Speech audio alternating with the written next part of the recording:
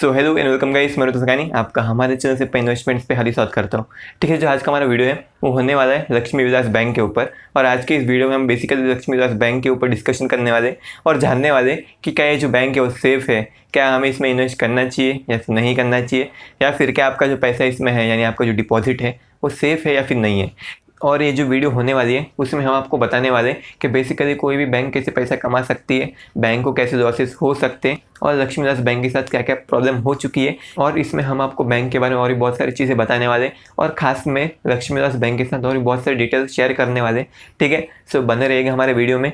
Video छोड़ कहीं भी मत जाना, थोड़ा भी स्किप मत करना। ठीक है, क्योंकि आपको पता होगा कि जो आधी नॉलेज होती है वो बहुत खतरनाक होती है। ठीक है, सो इसी के साथ चालू करते हैं आज का हमारा वीडियो। लेकिन उसके पहले अगर आपने हमारे चैनल को सब्सक्राइब नहीं किया तो फटाफट सब्सक्राइब कर दीजिएगा, बाजू में बेल आइकन उसको दबा दीजिएगा ताकि हमारे चैनल पे कोई भी नई वीडियो आएगी उसकी नोटिफिकेशन सबसे पहले आपके पास आएगी।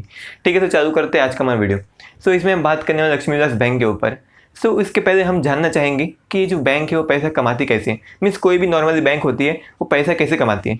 तो बैंक का मीन्स जो पैसा कमाने का तरीका है वो बहुत सिंपल होते हैं। समझ जाए मैं बैंक हूँ बराबर, सो मैं यहाँ से एक बंदे से पैसा उठाऊंगा, यानी ये बंदा समझ जाए, ये बंदा मेरे पास डिपॉजिट करेगा। बंदे के पास 1 लाख रुपया है और ये बंदे को पैसा कहीं पे सेफ रखना है, सो ये मेरे पास डिपॉजिट करेगा। देन इसने मेरे पास डिपॉजिट किया या फिर समझ जाए इसने मेरे पास एफडी बनवा ली। सो मैं इस बंदे को तकरीबन 3%, 4%, 5% या 6% इसको इंटरेस्ट दूंगा। ठीक है, सो इसने मेरे को 1 लाख रुपया दिया, मैं इसको 6% का इंटरेस्ट दूंगा। देन मेरे पास जो 1 लाख रुपया है वो मैं दूसरी किसी कंपनी को उधार पे दूंगा, यानी एक यहाँ पे एक कंपनी है जिसको पैसा उधार पे चाहिए, इस कंपनी को पैसा चाहिए और मैं बेसिकली इसको 1 लाख रुपया दे दूंगा और एक कंपनी बदले में मुझे 10% का इंटरेस्ट रेट देगी।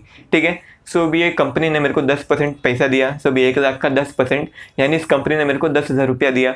मैंने इस बंदे को 6% का इंटरेस्ट रेट दिया, यानी अभी मैंने इस बंदे को 1 लाख का 6% यानी 6,000 रुपया दिया।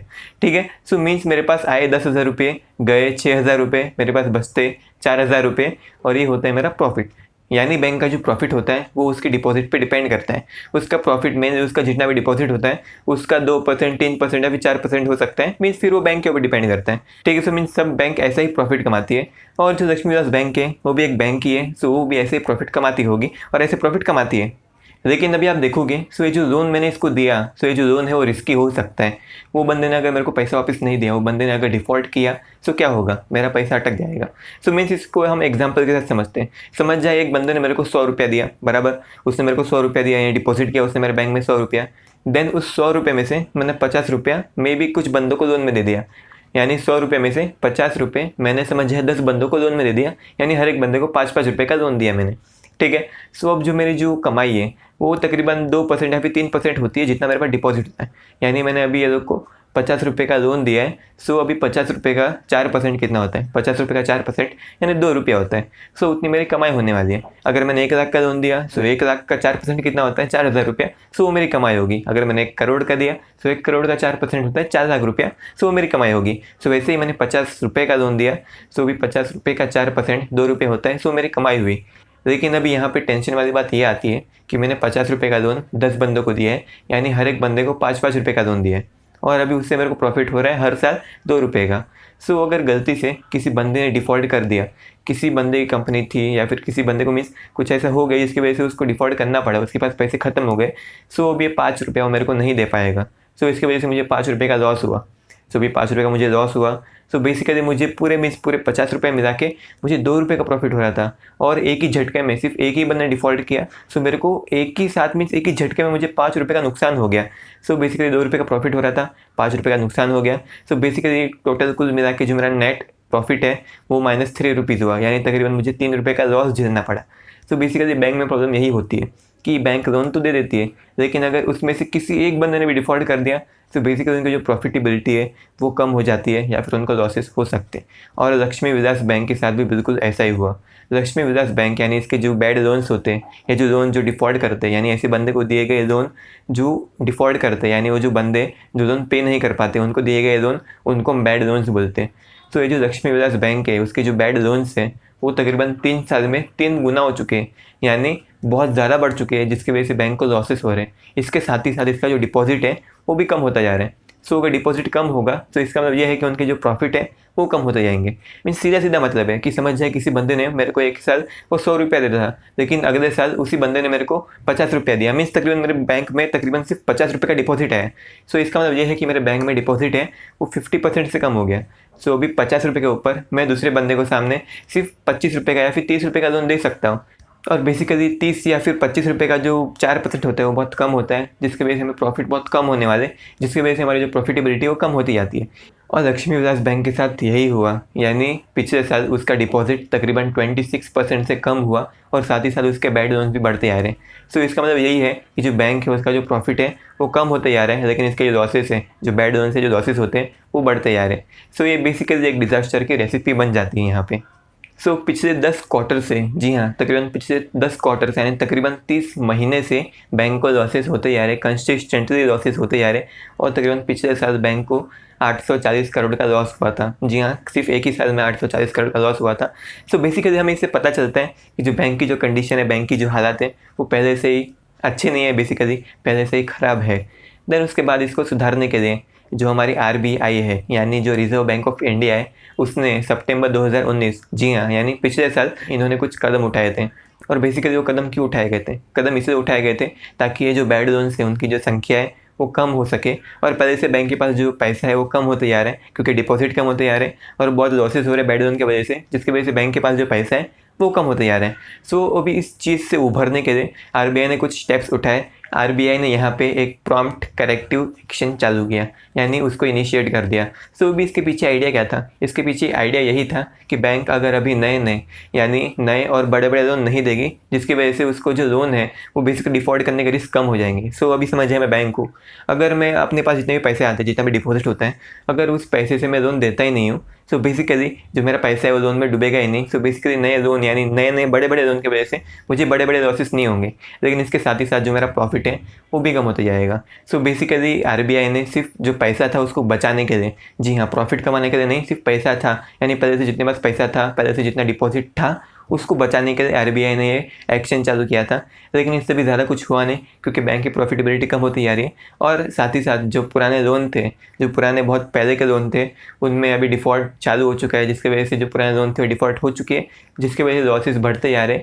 और ये जो पैसा था उसका एक बहुत बड़ा हिस्सा उनको प्रोविज़न के लिए साइड में रखना पड़ता था। तो ये प्रोविज़न क्या होता है? प्रोविज़न यानी बेसिकली अभी कोई भी बैंक होती है, समझिए मैं बैंक हूँ। सो अभी मैंने 100 रुपये का लोन दिया बंदे लोग को, ठीक है। सो मैंने 100 रुपये का लोन दिया है। सो अभी मैं आशा करता हूँ कि तकरीबन 5 साल के बाद वो 100 रुपये में से मुझे तकरीबन 50 रुपये मिल जाएंगे, ठीक है। सो अब मैं उसके हिसाब से चलूँगा। देन उसके बाद मैं बैंक हूँ और बेसिकली लोगों ने मेरे में डिपॉजिट किया रहता है। सो अभी मैं लोगों को बोलूँगा कि आपकी FD वो 5 साल पक जाएगी। सो आपके पैसे वो मैं 5 साल के बाद दे दूँगा आपको, यानी ये जो लोन दिए थे उससे मेरे को 50 रुपये आने वाले थे, वही 50 रुपये मैं इनको दे दूँगा ऑफिस से, ठीक है। लेकिन अगर 5 साल के बाद डिफ़ॉल्ट कर दिया वो कंपनियों ने, या फिर 5 साल के पहले डिफ़ॉल्ट कर दिया, सो इसका मतलब ये हुआ कि मेरे को 50 रुपये इनको देने का था, लेकिन वो 50 रुपये यहाँ से आने नहीं वाला था। सो अभी मुझे कहीं ना कहीं से इनको 50 रुपये देने के लिए साइड में रखना पड़ेगा, ताकि अगर ये लोग ने 50 रुपये नहीं दिया, सो बेसिकली मैं ये लोग का पैसा नहीं अटकेगा मेरे पास, यानी जितने भी डिपॉजिटर हैं उनका पैसा मेरे पास अटका नहीं रहेगा और मैं उनको पैसा दे दूँगा, जो उनका जो हिसाब है वो क्लियर कर दूँगा मैं। सो इसलिए वो लोग को साइड में कुछ पैसा रखना पड़ता है, और ये जो पैसा होता है वो डिपॉजिट में साइड में रखना पड़ता है। सो अभी बैंक के पास पहले से बहुत कम पैसा बचा हुआ था, और ये जो बैड लोन है वो आते जा रहे थे, जिसकी वजह से उनके जो प्रोविज़न यानी उनको जो पैसा साइड में रखना पड़ता है वो बढ़ते जा रहा था, जिसकी वजह से उनका जो थोड़ा पैसा था उसमें से उनको बहुत ज़्यादा पैसा साइड में रखना पड़ गया, जिसकी वजह से वो लोग नए लोन तो दे ही नहीं पा रहे थे, लेकिन जो उनका डिपॉजिट था वो बहुत कम होते जा रहा था। सो अभी इसका सोल्यूशन क्या था? जो मेन प्रॉब्लम थी वो यहाँ पे यही थी कि बैंक के पास पैसे नहीं थे, जैसा बेसिकली येस बैंक के साथ हुआ था। सो अभी इसका सॉल्यूशन यही था, यानी अगर येस बैंक में किसी ने पैसा डाल दिया तो बेसिकली उसके पास पैसा जाएगा, जिसकी वजह से वो डिपॉजिट अपना बढ़ा सकती है, जिसकी वजह से वो यूज़ कर सकती है इस पैसे को अपने जो लॉसेस थी उसको काउंटर करने के लिए। सो अब ये जो लक्ष्मी विलास बैंक था उसमें भी सॉल्यूशन यही था कि अभी नया पैसा आएगा, तो बेसिकली नए पैसे का इस्तेमाल करके वो लोग जो लॉसेस थे उसको काउंटर कर सकती है, और जो बेसिकली जो डिपॉजिटर थे उनको उनका पैसा वापस दे सकती है। सो अभी सॉल्यूशन यही था कि नया पैसा आना चाहिए बैंक में, यानी कैपिटल इन्फ्यूजन होना चाहिए बैंक में। सो अभी ये पैसा आएगा कहाँ से? सो ये जो लक्ष्मी विलास बैंक था वो कहीं और से उधार तो नहीं ले सकता था। सो उन्होंने सोचा कि हम किसी और कंपनी के साथ मर्ज हो जाते हैं, यानी जो हमारी बैंक है उसकी जो ओनरशिप है वो हम किसी और कंपनी को बेच देते हैं और फिर वो कंपनी हमें पैसा देगी। सो ऐसा ही हुआ। अक्टूबर 2019 में जो लक्ष्मी विलास बैंक है उसने जो एक हाउसिंग फाइनेंस कंपनी है जिसको हम बोलते हैं Indiabulls financial service limited, जी हाँ, इन्होंने सोचा कि हम इंडिया बुल्स के साथ मर्ज हो जाते हैं। लेकिन जो आरबीआई थी यानी जो रिजर्व बैंक ऑफ इंडिया है, उन्होंने इसको रिजेक्ट कर दिया। उन्होंने इस प्रपोजिशन को रिजेक्ट कर दिया। सो अभी आरबीआई ने इसको क्यों रिजेक्ट किया इसके बारे में उन्होंने कुछ कहा तो नहीं, लेकिन हमारे हिसाब से सिर्फ ऐसा हो सकता है कि ये जो India bulls financial service limited थी, वो लोग बेसिकली एक एनबीएफसी कंपनी है जो रियल एस्टेट में इन्वेस्टमेंट करती है, यानी मीन्स उनका जो इंटरेस्ट था वो रियल एस्टेट में था। सो अभी ये जो एनबीएफसी जो रियल एस्टेट में उनका एक्सपोजर था, उसको वो लोग बैंकिंग सेक्टर में इतनी डायरेक्ट एंट्री नहीं दे सकते। अगर लक्ष्मी विलास बैंक उनके साथ मर्ज हो गया तो ये जो एनबीएफसी है जिसका एक्सपोजर रियल एस्टेट में है, वो सीधा बैंकिंग सेक्टर में डायरेक्टली एंटर हो जाएगा। सो इसके वजह से कुछ प्रॉब्लम हो सकती है, जिसकी वजह से मेरे हिसाब से आरबीआई ने ये जो प्रपोजिशन था उसको रिजेक्ट कर दिया, जिसकी वजह से ये जो लक्ष्मी विलास बैंक थी वो मर्ज नहीं हो पाई, जिसकी वजह से जो एक आशा की किरण थी वो भी बुझ गई। देन उसके बाद हमें तकरीबन जुलाई 2020 में एक अच्छी खबर आई, मीन्स बेसिकली इतनी अच्छी खबर भी नहीं, सिर्फ एक आशा की एक छोटी सी किरण आई। सो किरण क्या थी? वो किरण यही थी कि बेसिकली ये जो बैंक है यानी जो लक्ष्मी विलास बैंक है वो मर्ज हो रही है दो कंपनी के साथ। वो दो कंपनियों का नाम था Swix capital services limited and Swix financial India private limited. So वो दो कंपनी के साथ मर्ज होने वाले थे। कौन? लक्ष्मी विलास बैंक।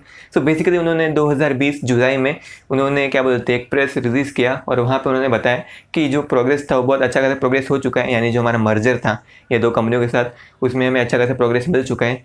सो अभी प्रोग्रेस चल ही रहा था, वो लोग मर्ज होने ही वाले थे, लेकिन अभी थोड़े टाइम पहले ही कुछ ऐसे रिसेंट इवेंट्स हुए जिसकी वजह से ये जो मर्जर था वो पूरा मर्जर मुसीबत में आ चुका है। सो अभी वो रिसेंट इवेंट्स क्या हुए थे? रिसेंट इवेंट्स यही हुए थे कि अभी फ्राइडे को, जी हाँ पिछले हफ्ते ही फ्राइडे को बैंक की एजीएम थी, यानी जो लक्ष्मी विलास बैंक थी उसकी एजीएम यानी एनुअल जनरल मीटिंग थी। सो उसमें जो शेयर होल्डर्स थे कंपनी के, सो ये जो पूरी प्रॉब्लम थी यानी ये जो मर्जर था उसमें ये जो प्रॉब्लम थी यानी ये जो मर्जर था वो संकट में पड़ गया, वो इसी मीटिंग की वजह से हुआ था, वो इसी इवेंट की वजह से हुआ था। इस इवेंट में हुआ क्या था? इस इवेंट में ये हुआ था कि बैंक के जितने भी शेयर होल्डर्स थे यानी इनडायरेक्टली बैंक के जितने भी मालिक थे, उन्होंने बोर्ड के 10 मेंबर में से तकरीबन 7 मेंबर को रिजेक्ट कर दिया। यानी ये जो कंपनी थी यानी जो लक्ष्मी विलास बैंक थी वो दो कंपनी के साथ मर्ज होने के बाद उसका जो बोर्ड था उसको पूरा चेंज करने वाली थी और उसमें लोग 10 नए सदस्य लाने वाले थे, और उन 10 नए सदस्यों में से 7 सदस्यों को तो जो शेयर होल्डर्स थे उन्होंने रिजेक्ट कर दिया। वो लोग मीन्स वोटिंग हुआ था तभी, और तभी जो शेयर होल्डर्स थे उन्होंने उनको रिजेक्ट कर दिया था। यानी जो बैंक की जो मैनेजमेंट थी उसमें 10 लोग थे, 10 में से 7 लोग को रिजेक्ट कर दिया, सिर्फ 3 लोग को रखा था। और बेसिकली जो 7 लोग को रिजेक्ट किया था उसमें से कुछ बंदे सीईओ भी थे और साथ ही साथ मैनेजिंग डायरेक्टर भी थे बैंक के। सो इससे हमें क्या देखने मिलता है? इससे हमें देखने यही मिलता है कि जितने भी शेयर होल्डर्स हैं बैंक के यानी लक्ष्मी विलास बैंक के जितने भी शेयर होल्डर्स हैं उनको उस बैंक की मैनेजमेंट पे विश्वास नहीं है। उनको बेसिकली ये जो बैंक है उसका जो मैनेजमेंट था यानी जो नया मैनेजमेंट आने वाला था, 10 लोग के जो नए मैनेजमेंट आने वाला था, उन पे विश्वास नहीं था, उन पे भरोसा ही नहीं था। और इस इवेंट के बाद तुरंत ही आरबीआई ने 3 इंडिपेंडेंट डायरेक्टर लगा दिए बैंक में। जी हाँ, जैसा हमें येस बैंक में देखने मिला था, येस बैंक के साथ भी ऐसे ही हुआ था। आरबीआई ने अचानक से एक इंडिपेंडेंट डायरेक्टर लगा दिया येस बैंक के साथ, और अभी भी हमें ऐसे ही देखने मिला है क्योंकि मीन्स बैंक मैनेजमेंट के बिना चल ही नहीं सकता, जिसकी वजह से आरबीआई ने अपने खुद के 3 इंडिपेंडेंट डायरेक्टर लगा दिए जब तक ये जो सिचुएशन है वो ठीक नहीं हो जाती। सो अब इस चीज़ के बाद बहुत सारे एनालिस्ट, बहुत सारे इन्वेस्टर, बैंक में बहुत सारे डिपॉजिटर, उन्होंने आरबीआई से रिक्वेस्ट की कि बैंक में जितने भी ऑपरेशंस हैं आप प्लीज़ उसमें इंटरवेन कीजिए और इसको वापस से पीएमसी बैंक जैसा बनने से बचाइए। सो अभी देखते हैं हम आरबीआई करते क्या है, क्योंकि मेरे हिसाब से तो बेसिकली आरबीआई कर भी क्या सकती है क्योंकि इसको कैश की ज़रूरत है। सो अभी ज़्यादा से ज़्यादा क्या कर सकती है, वो किसी प्राइवेट सेक्टर यानी गवर्नमेंट कोई बैंक को या फिर गवर्नमेंट कोई कंपनी उसको बोल सकती है कि आप प्लीज़ इसमें इन्वेस्ट कर दीजिए ताकि इस बैंक के पास थोड़ा पैसा है। सो अभी देखते हैं आरबीआई करती क्या है। सो हमें अभी डर तो लग रहा है कि ये जो आरबीआई है वो भी पैसे को बचाने के लिए पीएमसी बैंक से कर सकती है, यानी एक लिमिट लगा सकती है अपना जो पैसा है उसको निकालने के लिए। सो अभी देखते हैं क्या होता है, लेकिन ये जो सिचुएशन है वो बहुत खतरनाक हो चुकी है। और एक एनालिस्ट है अमित टंडन नाम के, जो institutional investor advisory services limited इस कंपनी के फाउंडर और मैनेजिंग डायरेक्टर है। उन्होंने कहा था कि मीन्स एक बैंक के साथ जो भी प्रॉब्लम हो सकती है, मीन्स जो बैंक होती है बैंक के साथ कितनी प्रॉब्लम हो सकती है वो सब प्रॉब्लम मिला के लक्ष्मी विलास बैंक के साथ हो चुकी है। यानी जो लक्ष्मी विलास बैंक है उसकी जो सिचुएशन है वो भी फिलहाल बहुत ख़राब हो चुकी है, बहुत बेकार हो चुकी है। और लोग इसको क्या बोलते हैं, इंसॉल्वेंट मान तो नहीं रहे, यानी लोग इस बैंक को इंसॉल्वेंट मान तो नहीं रहे, लेकिन मेरे हिसाब से बैंक ऑलमोस्ट इंसॉल्वेंट बन चुकी है। यानी इसका मतलब ये है कि बैंक के पास पैसे नहीं है, पैसे ऑलमोस्ट खत्म हो चुके हैं बैंक के पास। सो इससे हमें क्या पता चलता है, इससे हमें पता ही चलता है कि जो लक्ष्मी विलास बैंक है वो बहुत बेकार हो चुकी है। और मेरे हिसाब से मैं सब जितने भी इन्वेस्टर है, जितने भी डिपॉजिटर हैं, मैं उन सबसे कहना चाहूँगा कि प्लीज़ अभी फिलहाल ये जो बैंक है लक्ष्मी विलास बैंक है उसमें इन्वेस्ट ना करें। हाँ मीन्स फिर आपकी मर्जी है, मैं यहाँ पे कोई भी इन्वेस्टमेंट एडवाइस नहीं दे रहा हूँ, मैं सिर्फ आपको चेतावनी दे रहा हूँ कि ये जो बैंक है, जितने भी मैंने इस पूरे वीडियो में जितने पॉइंट्स बताए उसके हिसाब से मुझे पता चलता है कि जो बैंक है उसकी सिचुएशन बहुत ख़राब हो चुकी है और मुझे लगता नहीं है कि ये बैंक टर्न अराउंड हो सकती है। सो आप प्लीज़ इस बैंक को भी या इस बैंक की तरह मीन्स आप इसमें इन्वेस्ट मत कर देना, आप थोड़ा सेफ रहिएगा। और जितने भी डिपॉजिटर हैं उनसे मैं कहना चाहूँगा कि प्लीज़ आप थोड़ा केयरफुल रहेगा इस बैंक से, क्योंकि इस बैंक की सिचुएशन बहुत ख़राब हो चुकी है। सो अभी मैं ये नहीं कहना चाहूँगा कि मीन्स आप जितने भी पैसे बैंक में आपके जितने भी डिपॉजिट हैं वो सब आप निकाल दीजिएगा, क्योंकि उससे बैंक के पास पैसा और ख़त्म हो जाएगा। सो बेसिकली जो मुसीबतें और तगड़ी हो सकती है। सो अभी मैं कहना ये चाहूँगा कि मीन्स आप प्लीज़ अभी नया डिपॉजिट मत डालना जब तक आरबीआई कुछ बोलती नहीं, जब तक आरबीआई कुछ निर्णय पे पहुंचती नहीं है तब तक आप प्लीज़ नया डिपॉजिट मत डालना। और साथ ही साथ आप प्लीज़ थोड़ा केयरफुल रहना। और बाकी सब तो भगवान के हाथ में, भगवान पे भरोसा रखना, वो सब ठीक कर देंगे, ठीक है।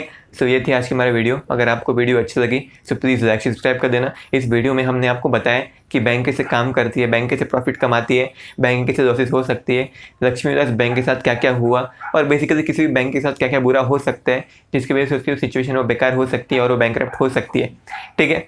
सो लक्ष्मी विलास बैंक के साथ ये सब हुआ था, ठीक है। सो ये जो वीडियो था वो यहीं पे ख़त्म होता है। थैंक यू सो मच इस वीडियो को यहाँ देखने के लिए, थैंक यू सो मच। और अगर आपको ऐसी वीडियो और चाहिए, आपको ये जो लक्ष्मी विलास बैंक है उसके ऊपर फ्यूचर अपडेट्स चाहिए, आप चाहते हो कि मीन्स हमारे जो चैनल है वो हम ये सब बैंक के ऊपर वीडियो बनाते रहते हैं और आपको इसके ऊपर फ्यूचर अपडेट्स चाहिए, आप चाहते हो कि मीन्स लक्ष्मी विलास बैंक के ऊपर कोई भी नई न्यूज़ आए उसके ऊपर आपको तुरंत वीडियो मिले, सो प्लीज़ हमारे चैनल को सब्सक्राइब कर दीजिएगा, बाजू में बेल आइकन उसको दबा दीजिएगा ताकि हमारे चैनल पर कोई भी नई वीडियो आएगी उसकी नोटिफिकेशन सबसे पहले आपके पास आएगी, ठीक है। So thank you so much इस वीडियो को यहाँ देखने के लिए, थैंक यू सो मच। अब हम चलते हैं।